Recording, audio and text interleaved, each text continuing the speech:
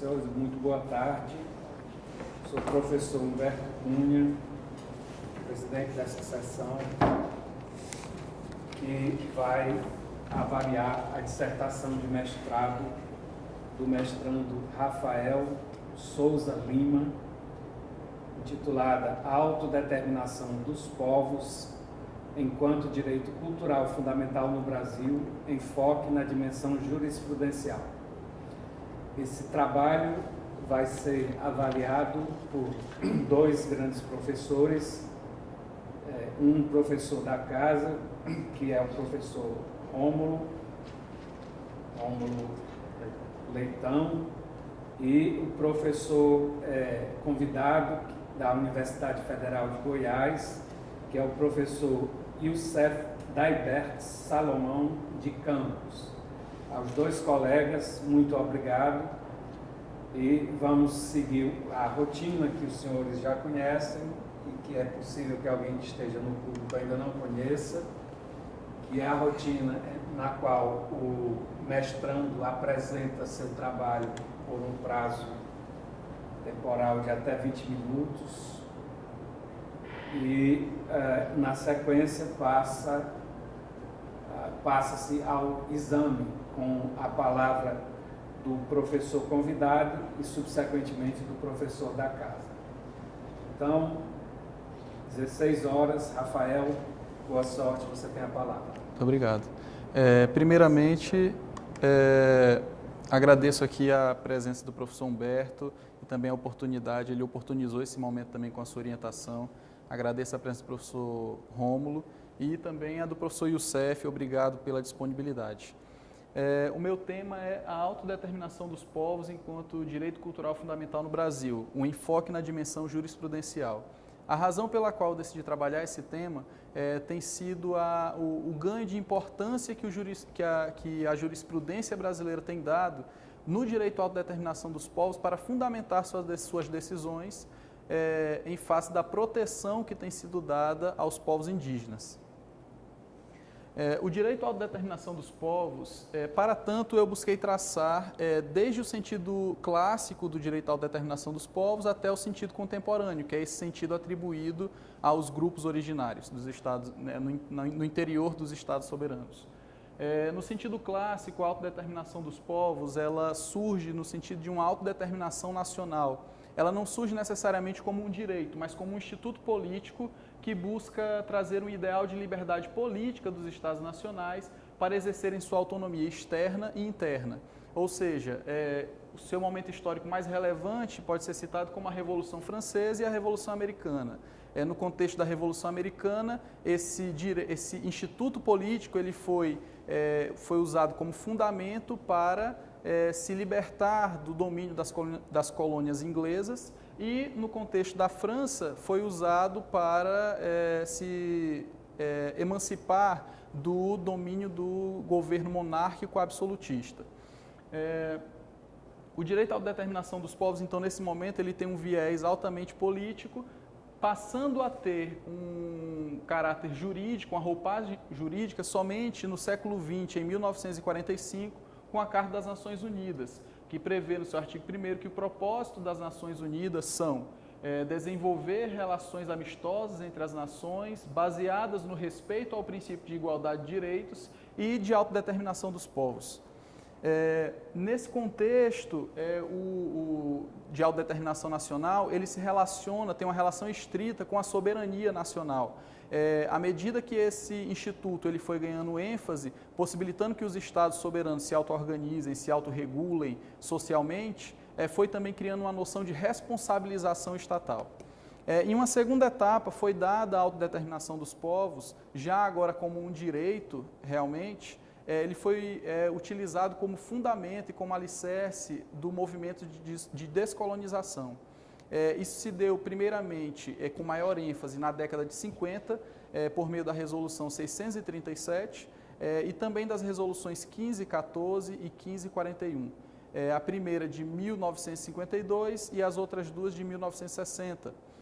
Elas trazem os primeiros tracejos acerca do direito à autodeterminação dos povos e como ele deve ser exercido, trazendo limitações como, por exemplo, a territorialidade, impedindo que o direito à autodeterminação dos povos seja utilizado como fundamento para o direito de secessão territorial. Ou seja, aí já há uma grande restrição no sentido de não permitir que minorias étnicas ou nacionais utilizem esse direito para exercer o direito de secessão. Para que esse direito fosse exercido pelos grupos coloniais, foi necessário também haver uma extensão do conceito de povo, analisando se os grupos coloniais se enquadravam ou não no conceito de povo. Por meio da Resolução 2625 da década de 70, de 1970, a Assembleia Geral da ONU ele atribuiu expressamente que o conceito de povos também se estendia aos grupos coloniais. Apesar de tudo, essas resoluções elas têm um caráter de soft law, ou seja, elas não têm um caráter vinculativo. E, dada essa ausência de caráter vinculativo, viu-se como necessário editar um pacto, o Pacto Internacional de Direitos Civis e Políticos, onde havia a previsão da autodeterminação dos povos, dando a ele um caráter vinculativo e atribuindo aos Estados soberanos a obrigatoriedade e o dever de buscar esse direito, buscar conferir esse direito. A autodeterminação dos povos, então, nesse sentido, ela foi tida como a tese utilizada para dar esse desenho para a autodeterminação dos povos foi a tese das águas salgadas, porque disse que esse direito é conferido tão somente àqueles territórios que se encontram equidistantes pelo mar, eles são separados pelo mar. Então foi conferida a essa tese de que só são aplicadas às colônias a tese das águas salgadas. Em um terceiro momento, então, foco deste trabalho, discute-se se a autodeterminação dos povos ela pode ir além da descolonização e pode ser utilizada com o sentido de autogoverno, aplicada às minorias também, às minorias étnicas, religiosas e linguísticas, que passam a reivindicar esse direito no cenário internacional. Para tanto, seria necessário que essas minorias fossem reconhecidas como povos. E, em meio a essa discussão, editou-se a Convenção 169 da OIT, conferindo e dizendo que os povos indígenas e tribais originários dos Estados soberanos são tidos como povos nesse contexto. Um conceito mais restrito de povo, mas a eles é atribuído o termo povo também, para se referir a eles. A Declaração das Nações Unidas sobre os Direitos dos Povos Indígenas de 2007 se refere também aos mesmos da mesma forma, conferindo a eles o direito à autodeterminação e trazendo também as mesmas limitações das outras resoluções, como a limitação territorial e a vedação à secessão territorial.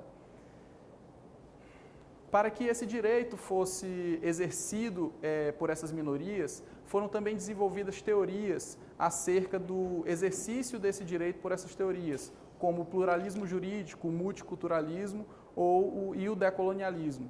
O pluralismo jurídico vem tratar sobre realidades paralelas, realidades jurídicas paralelas dentro de um mesmo Estado, tirando o viés de um monismo estatal e do monopólio do direito por parte do Estado, dando a criação do direito também para outros núcleos dentro do Estado. O multiculturalismo, por sua vez, ele, dentro de muitas teorias, surgindo como um viés político no Canadá, e aí sendo desenvolvidas diversas teorias do multiculturalismo, existem 3 categorizações nas quais são trabalhadas o multiculturalismo.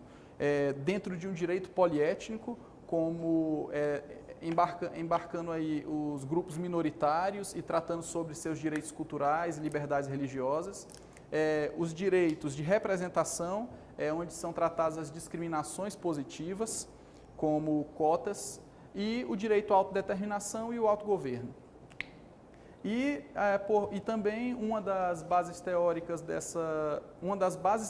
que apoiaram essa ressignificação hermenêutica foi o decolonialismo, que é uma ideologia, uma ideia de superação do estereótipo imposto historicamente pelos colonizadores, que trouxeram uma dominação não só administrativa, mas uma dominação epistêmica e uma dominação histórica sobre os entes colonizados. E então essa libertação histórica, libertação do próprio ser, libertação epistemológica,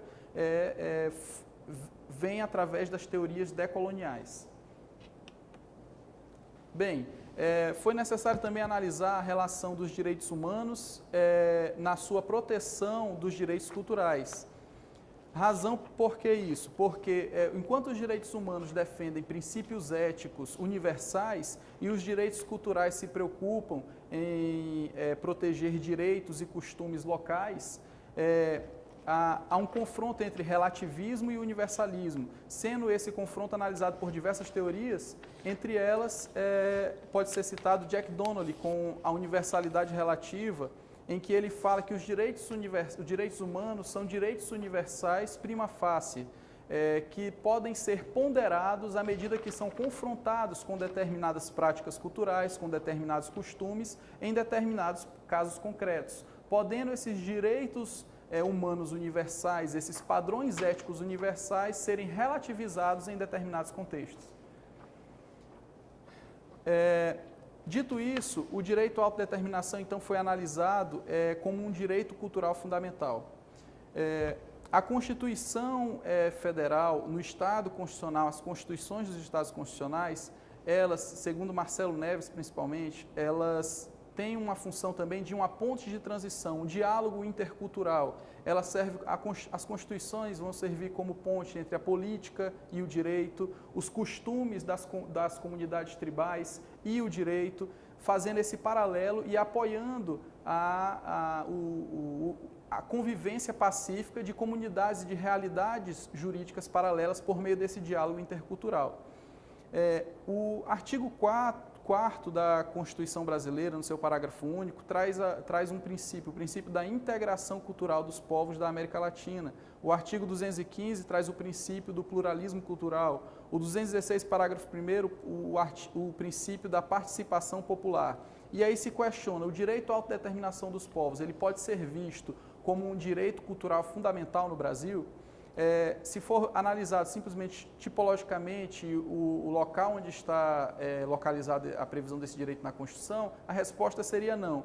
Mas diante de uma leitura sistemática, com os tratados internacionais que prevêem esse direito e que trazem uma proteção expressa aos povos indígenas, por exemplo, no Brasil, esse direito, e dada as fundamentações dos tribunais que tem utilizado esse argumento, o argumento do direito à autodeterminação dos povos, para conferir uma proteção da identidade cultural desses grupos, então sim, esse direito ele deve ser visto como um direito cultural fundamental.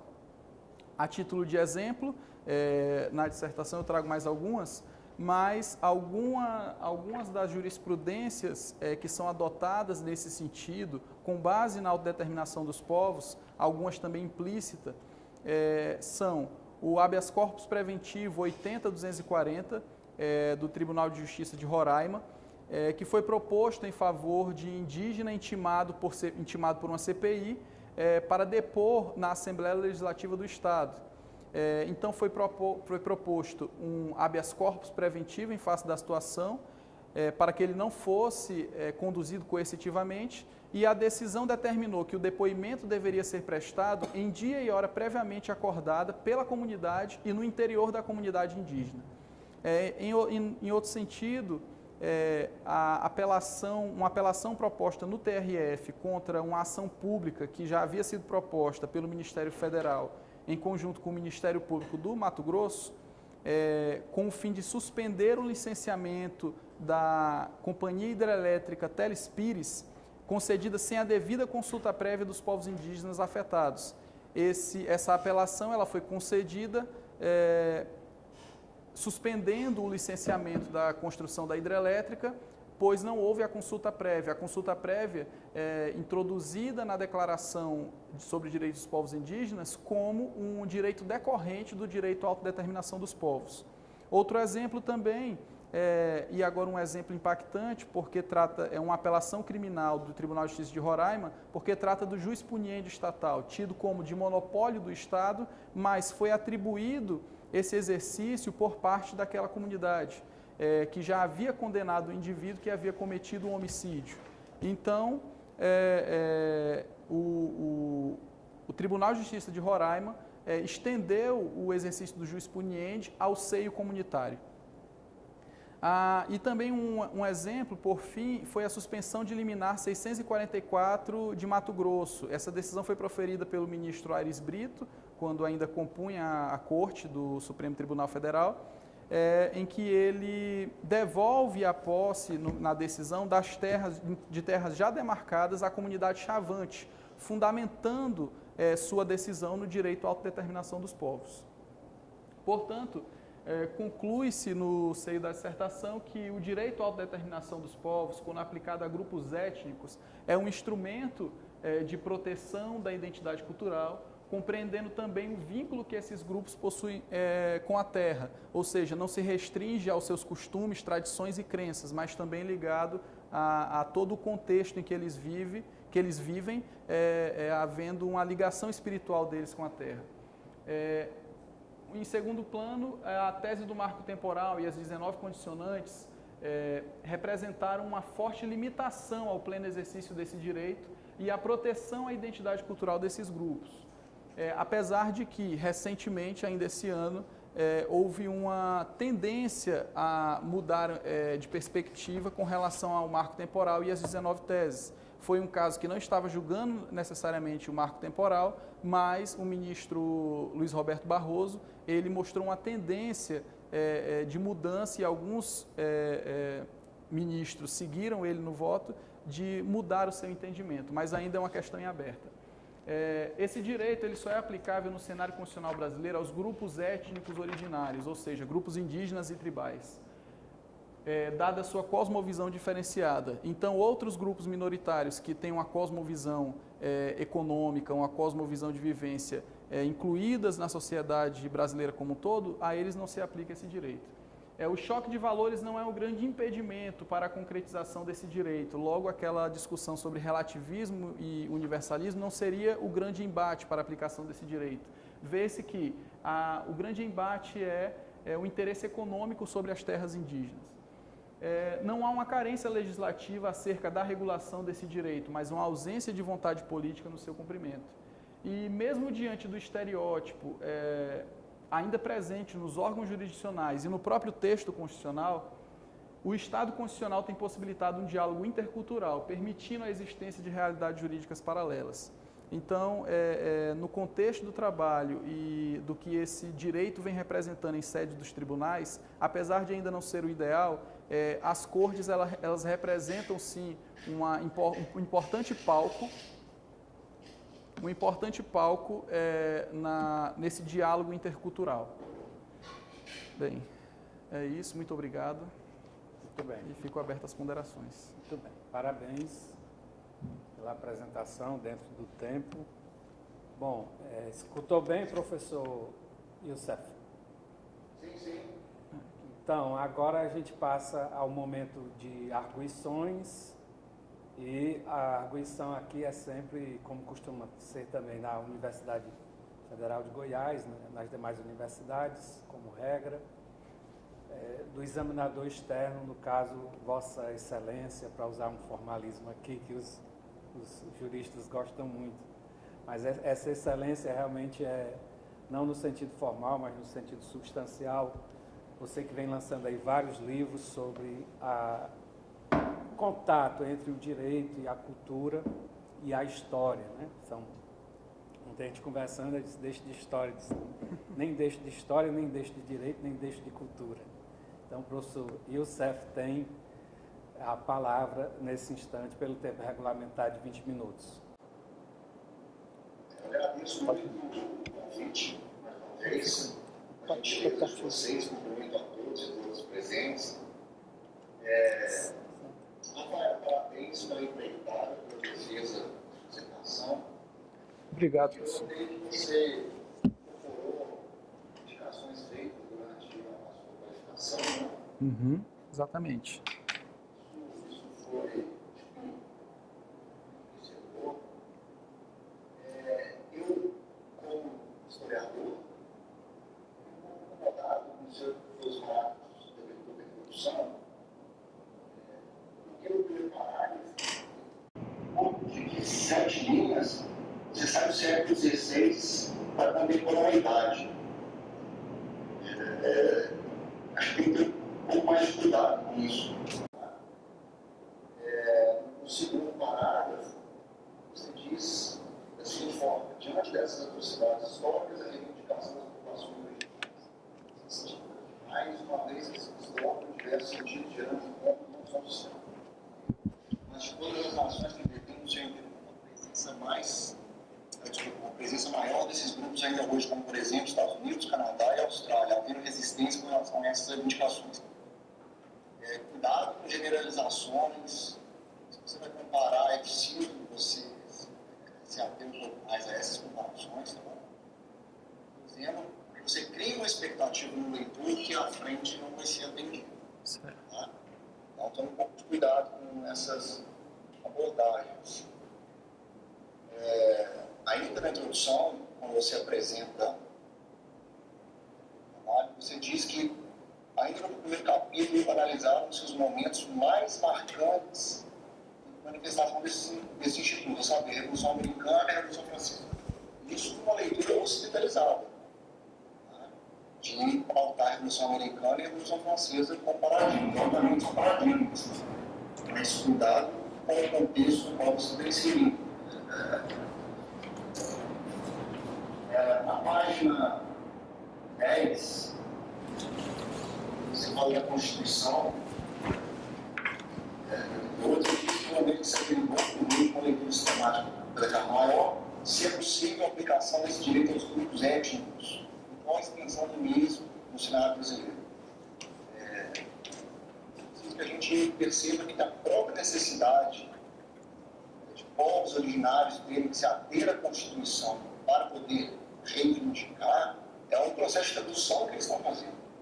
Né? Essa existência de um Estado positivista, com legislação, Constituição, é algo que para eles não tem muito sentido. Então já é um processo de tradução, se a gente usar o conceito do nome bárbaro, de tradução, né? Para que eles possam conseguir eficácia e eficiência nas suas reivindicações. No final da página 13, você está dizendo que toda nação é um Estado, usando Miguel Reale, toda nação é um Estado em potência. Nesse período de consolidação, a autodeterminação dos povos, por ainda não ser amparada com o direito internacional, tem mais controles políticos e jurídicos. Eu acho que é um pouco complicado isso, porque diversas vezes, diversas situações, é difícil determinar onde acaba o contorno de um e começa o contorno de outro. Né? Ou se há realmente essa distinção do que é jurídico e do que é político. Né? O uso da força, por vezes, faltou-se critérios jurídicos. Tá? No local, isso foi pautado por critérios jurídicos. A segregação nos Estados Unidos foi pautada por critérios jurídicos. Então, acaba um, começa a outra, é às vezes difícil falar. E aí você contextualiza falando da Carta das Nações Unidas de 1945. É imprescindível contextualizar o surgimento da Unesco ao final da Segunda Guerra Mundial. Tá? Da ONU, né? E da sequência da Unesco. No 22.1.1, você disse que o Estado moderno tem o seu marco principal no século XV. Tenha muito cuidado com esses termos, principal, todos, tá? Porque o próprio conceito de modernidade não é uma unidade. Tá? Eu me firio que você chama de modernidade, eu concordo com você. Existem outros historiadores, cientistas políticos e jurídicos que entendem que a modernidade não começa no século XV. Esse é o marco principal. Tá? Porque você está tratando de uma categoria que não é humana. Então, cuidado com essas expressões como marco principal. Tá? Certo. você ainda vai usar Kelsen para falar de nação. E aí eu me pergunto o seguinte, porque você está dizendo que é nesse sentido que Kelsen vislumbra comentar a Carta das Nações Unidas. Que sentido é esse? Você fala do sentido de povo elegido do século XVI e XVIII. Tem certeza que Kelsen se pauta somente nesse... Somente não, é um marco temporal longo, mas será que é esse a perspectiva kelseniana de povo? Tá? Um pouco adiante, na página 21, falando dos complôs da formatação de uma identidade de povo, fala do século XIX, da Alemanha, do método filológico para definir povo. Você não pode deixar de esquecer aqui também da eugenia, tá? Isso eu já tinha conversado com você na qualificação. A eugenia é um fato que passa toda essa questão do século XIX, tá?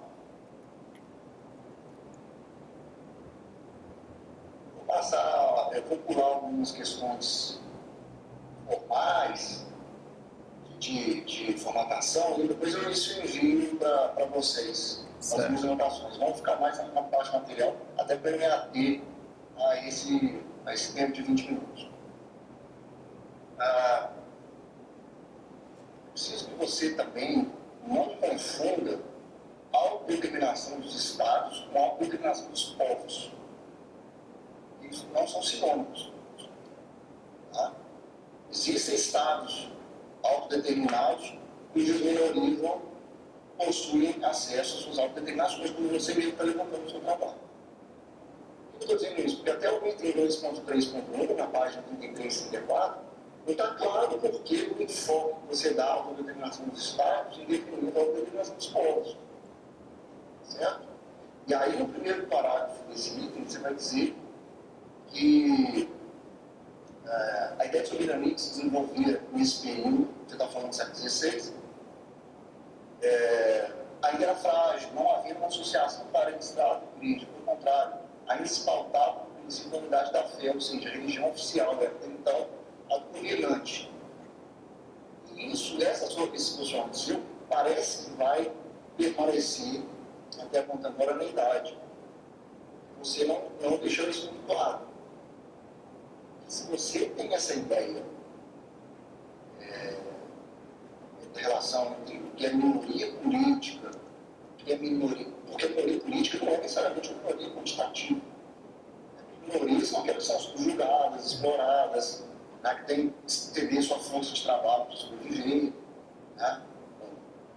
Mesmo para quem não tem um olhar marxista, que é meu caso, eu não sou marxista, mas ele tem que entender que essa seção é feita por uma classe que se estabelece pela ideia de mais-valia. Estou dizendo isso porque você começa a dizer isso e parece que isso vai perpassar todo esse recorte temporal, que é muito longo. E eu não sei se é isso que você pensa, se isso se mantém no século XIX, século XX, século XXI. Tá? E um instrumento que é essencial para a estrutura do seu trabalho, que é a Convenção 69 da OIT, eu acho que você podia ter dado mais ênfase a ela do que você realmente deu. Tá? Ela é essencial, você já abordou, mas ela faltou mais, porque ela internacionalmente e dentro do Brasil é um paradigma para se dizer quais são os direitos ao território. Você está correto quando você diz que a soft law não possui força anti-obrigatória, mas cuidado, porque declarações, recomendações e convenções ou tratados não são a mesma coisa, não têm a mesma força política, a mesma força jurídica. Tá? Declaração é um compromisso moral e político, né? Recomendação, um convite aos Estados a adotar determinado comportamento. Já a convenção, a partir do momento que ela é aceita por um Estado, ele está obrigado a inseri-la na sua legislação nacional. Então, o tratado, a convenção, tem uma força maior, tanto jurídica como a recomendação e a declaração. Não estou dizendo que você disse o contrário, mas você não pode simplesmente colocar no balaio do soft law, os três, simplesmente dizendo que é soft law e pronto. Tá? Só um pouco de cuidado com isso. Você está certo com o que você está dizendo, só estou chamando atenção para esse detalhe. Entendi. Eu acho que você fala de hibridismo, multiculturalismo, uma boa leitura. Se você tiver a intenção de continuar com esse tema, o Néstor Garcia Campini pode te ajudar a desenvolver mais essa ideia de um livro que se chama Culturas Híbridas.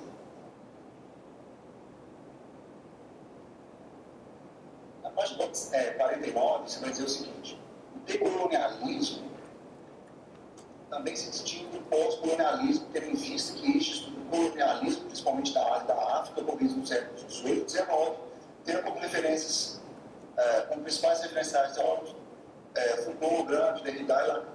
Olha só, tem um erro teórico aqui. Você está se referindo a colonialismo tardio e não a pós-colonialismo. Tá? Porque pós-colonialismo é um grupo de estudos, algo que vai pautar o que posteriormente seria estruturado como decolonialidade por intelectuais como Eduardo Said, Robert Babbage, Stuart Hall. Então, colonialismo tardio é o que você está dizendo aqui.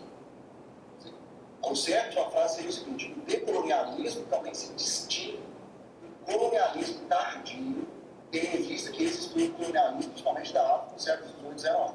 Tá? E pós-colonialismo é uma corrente de pensamento. Tá? A não ser que você, por uma nota de rodapé, esclarecer isso aqui. Mas é preciso esclarecer. Tá bom? Até porque esses estudos pós-coloniais vão ser estruturantes para a corrente decolonial, o pensamento decolonial. Tá? Na página 63, ele diz que em uma leitura sistemática que se acredita será mais apropriada, esse direito deve ser analisado em consonância com outros direitos culturais, em especial os referentes aos povos indígenas do artigo 251 da Constituição. É importante que saiba-se o seguinte: durante a Assembleia Nacional Constituinte, essa vinculação estava expressa no projeto de Constituição. Só que isso foi extirpado, porque a bancada pluralista teve força política, principalmente depois do surgimento do Centrão. Tá? Então, isso que você está dizendo, havia um projeto e foi extirpado, ou seja, essa Constituição não é tão cidadã como se apregou por aí.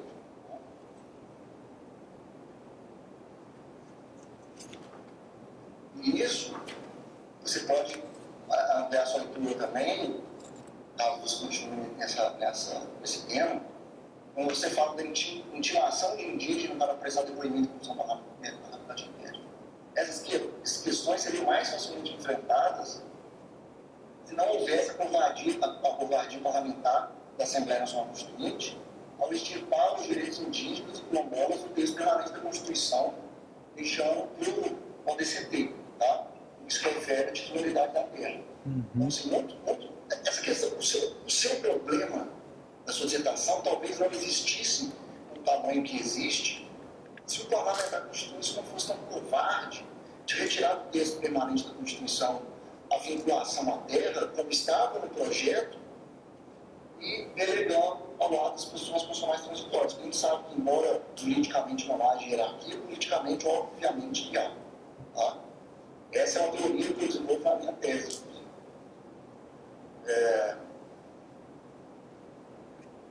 Eu acho o seguinte: a sua intenção teórica é decolonial. Mas isso não ficou claro no seu trabalho. Em alguns momentos, você tem perspectivas coloniais, você usa conceitos coloniais, de eurocêntricos, embora defenda a decolonialidade. Sabe? Eu acho que em alguns momentos houve uma certa incongruência do que você está apresentando com as suas justificativas para essa apresentação.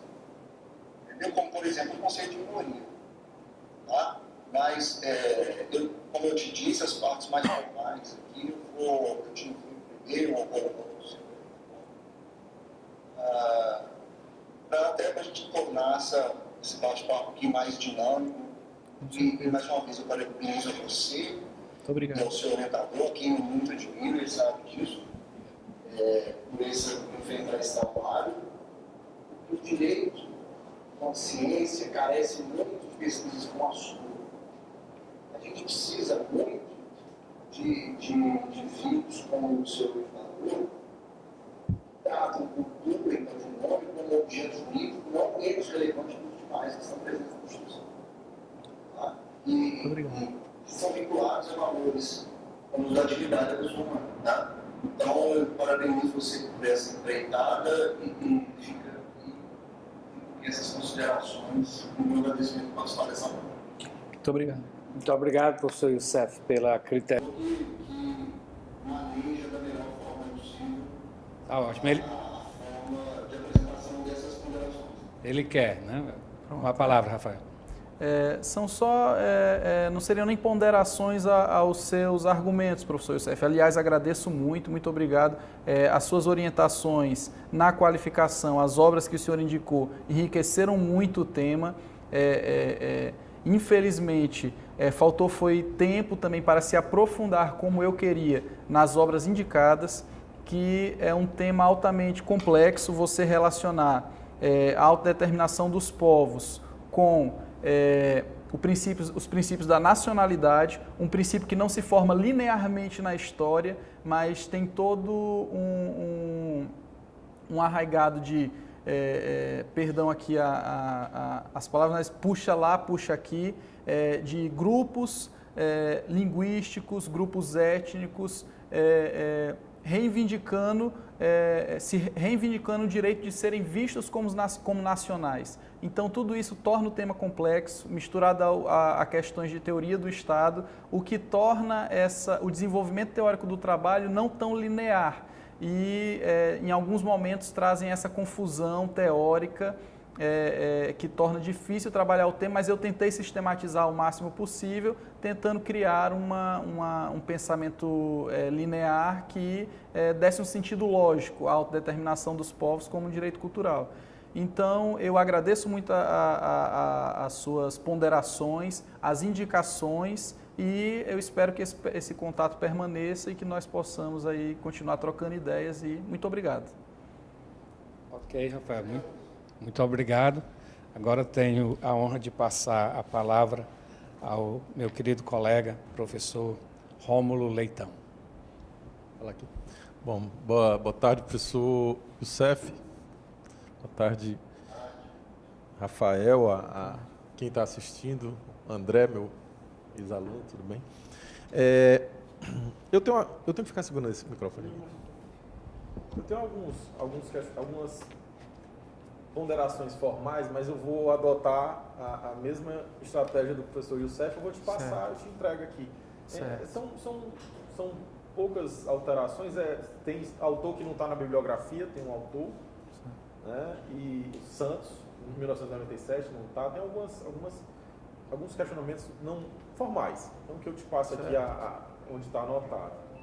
Tem uma questão formal que eu queria falar para você. Essa eu preciso. Uhum. Você faz menção ao termo, na página 10, decisões jurisprudenciais. Uhum.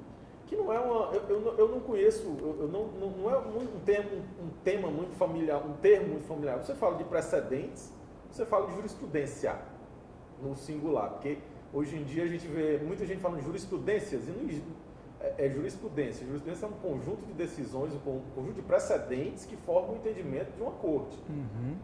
Inclusive no site do Tribunal de Justiça tem jurisprudências, que eu acho terrível esse fato. Isso é uma questão. Tem uma outra palavra na página 64 que eu acho que você confundiu literatura com literalidade. Porque você fala, a literatura do artigo 231 deve ser literalidade. Isso aí tem que examinar, certo?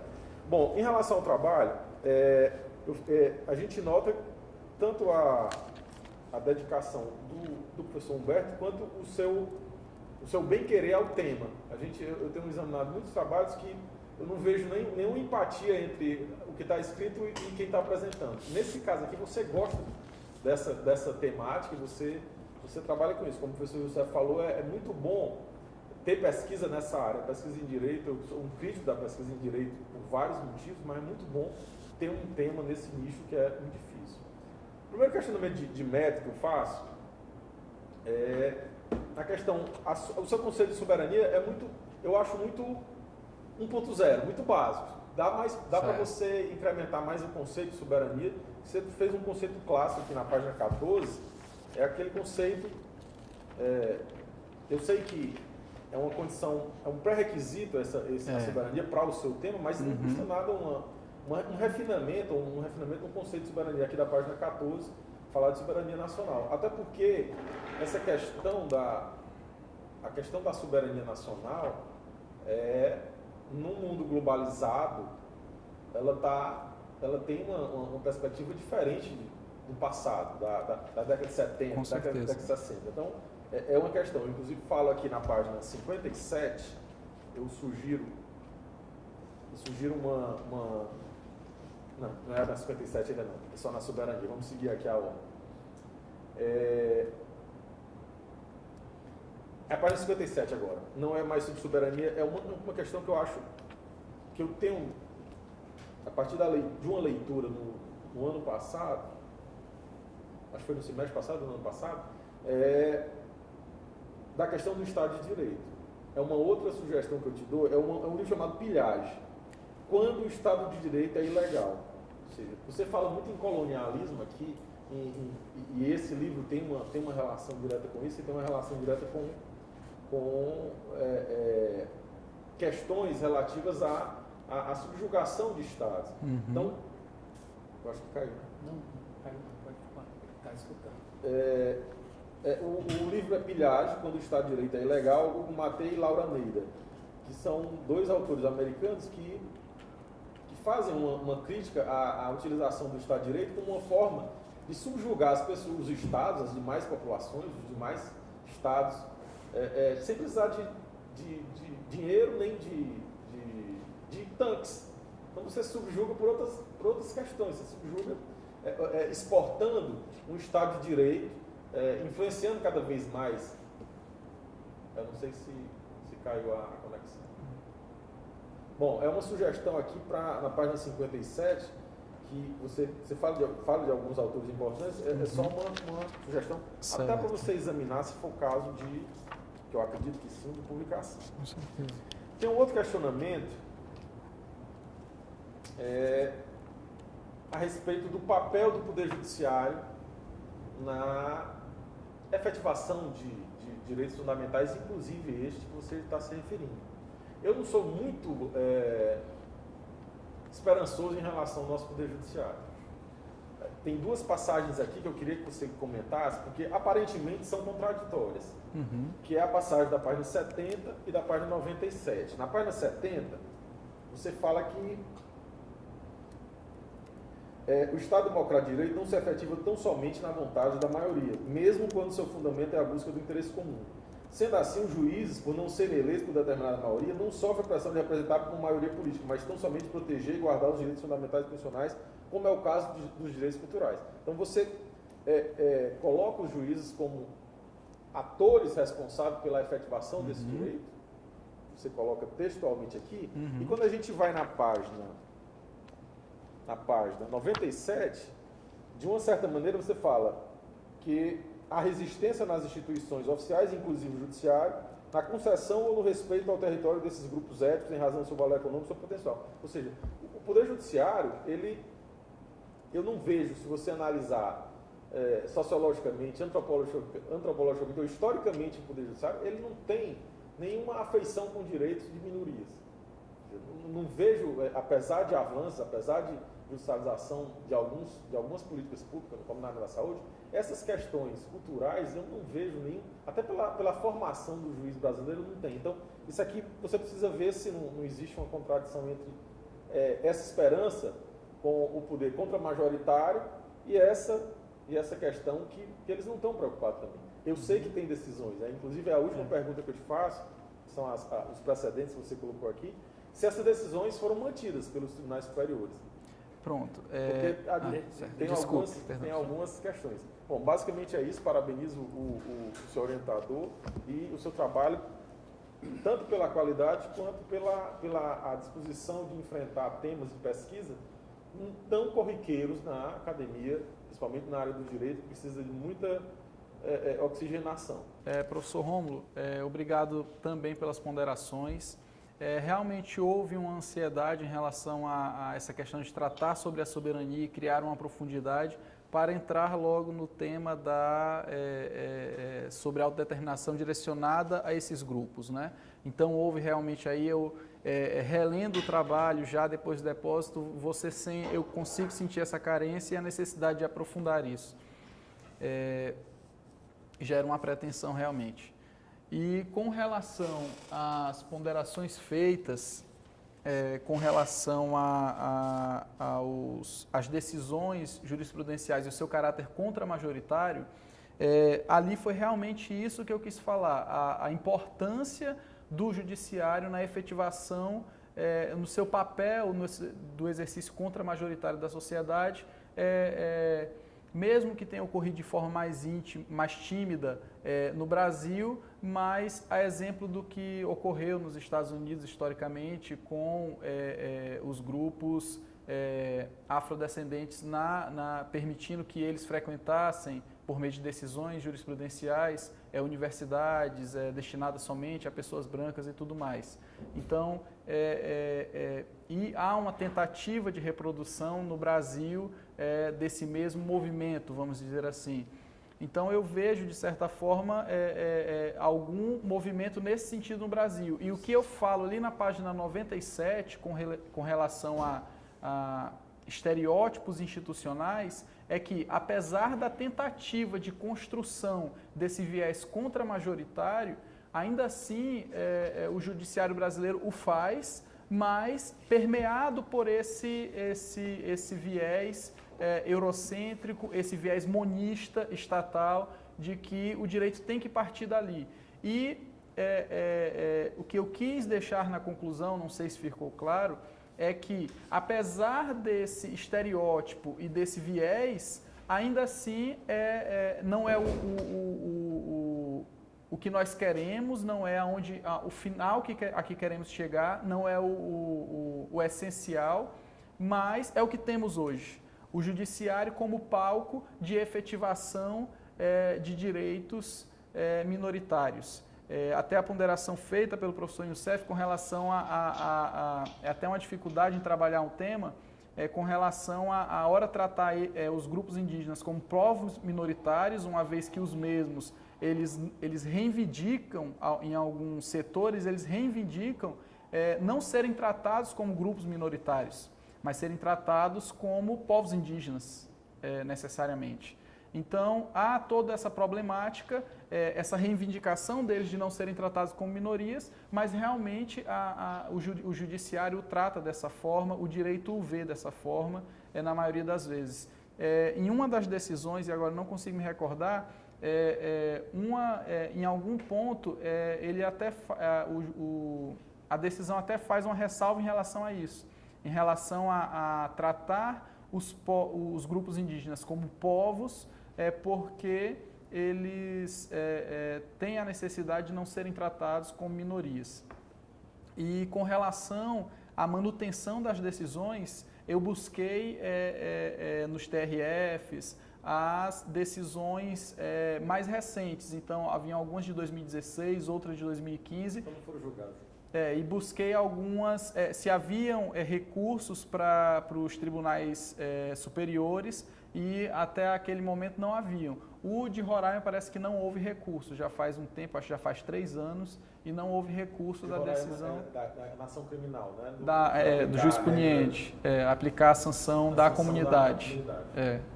Então, eu não sei se ficaram claras as ponderações, e muito obrigado também pela contribuição, e com certeza vão ser levadas em consideração as ponderações teóricas que o senhor fez. Muito obrigado.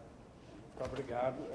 Eu não faço avaliação, faço apenas alguns comentários, dizer que foi um prazer trabalhar com Rafael, ter a companhia do Youssef e do Rômulo nessa jornada, tanto na graduação, na qualificação, como nesse momento agora. Dizer que o Rafael, ele iniciou esse trabalho com a professora Ana Maria Dávila. Aí ele frequentou minha disciplina e viu que nós três, em comum acordo, vimos que haveria essa possibilidade de trabalharmos no campo dos direitos culturais de uma maneira ampliada, né? E o que foi enriquecedor, imagino, tanto para o Rafael quanto para o nosso grupo de estudos e pesquisas em direitos culturais. Por qual razão? Porque na Europa, o que prepondera quando se fala de direitos culturais é a ideia dos direitos de comunidades. E aqui entre nós, prepondera mais recentemente a ideia do direito às artes, à memória coletiva e ao fluxo dos saberes. E essa unidade comunitária a gente estava estudando um pouco aqui no grupo de estudos e pesquisas em direitos culturais, o que veio a ser enriquecido com o trabalho do Rafael. Estive recentemente na Europa, debatendo em alguns eventos, tanto em Milão, quanto em Roma, quanto em Sassari, que é a segunda maior cidade da Sardenha, e o povo anda com medo dessa ideia de autodeterminação dos povos, né? É todo mundo refutando. Cheguei a escutar coisas na fronteira do absurdo, assim, não por ignorância de meus interlocutores e nem por sapiência da minha parte, mas porque as questões políticas às vezes nos remetem para argumentos que são difíceis de se conceber enquanto científicos, né? Então, um dado colega professor de lá chegou a dizer que não existe esses direitos culturais dos povos. Isso, no máximo, é um dever do Estado, né? E depois eu fui ter com ele, em particular, porque era efetivamente um professor muito qualificado, mas que emitiu essa opinião baseado no momento político vivenciado agora pela Europa, e a Sardenha é um pedaço da Itália que já foi da Espanha, totalmente influenciado por ela, com a presença de professores espanhóis que vivenciaram agora o problema da Catalunha, né? Aí eu perguntei para ele assim, professor, em particular, obviamente, não identifico quem é o professor aqui, porque não há essa necessidade e ele não tem desconhecimento jurídico, mas apenas uma opinião de natureza política que preponderou naquele instante. Professor, e como é que pode existir um dever sem um correspondente direito, né? Aí ele, bom, aí eu vou tentar explicar a você através de um texto. Ele me mandou um texto, mas que também fica na mesma dimensão de dificuldade. Então, esse um trabalho importante. Eu gostaria de enfatizar um campo. O Rafael continuou muito nessa linha dos grupos minoritários, mas o meu trabalho de doutorado ele foi na dimensão de investigar a autonomia da cultura, de uma maneira geral, da gestão pública da cultura, fazendo a comparação normativa com os esportes e com as próprias comunidades indígenas, né? Então, eu acho assim que o que você desenvolveu é algo que realmente, como disseram os colegas da banca, é algo que você tem por paixão e que pode aprofundar muito mais e ampliar para os outros raios que ainda não são comuns nesse campo da autodeterminação, e eu diria não apenas nesse campo das comunidades, mas em todos os campos que podem ser abrangidos pelos direitos culturais. Então, não tenho arguição e explicaria a assistência que, nesse instante, nós precisamos ficar sozinhos, mas dentro de alguns minutos a gente chama para anunciar a decisão da banca. Bom, então,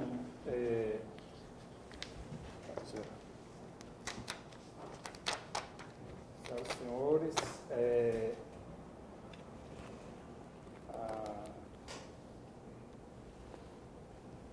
a ata da sessão de defesa da dissertação de mestrado, apresentada pelo mestrando Rafael Souza Lima, sob o título A Autodeterminação dos Povos enquanto Direito Cultural Fundamental no Brasil, enfoque na dimensão jurisprudencial, que foi orientada por mim, professor Francisco Humberto Cunha Filho, e examinada pelo professor Dr. Rômulo Guilherme Leitão, da Unifor, e o professor Dr. Youssef Daibert Salomão Campos, da Universidade Federal de Goiás.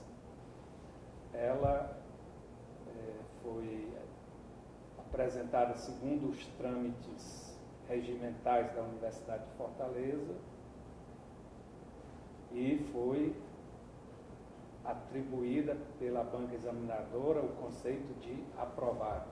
Temos, portanto, um novo mestre em Direito na Universidade de Fortaleza. Muito obrigado. Muito obrigado.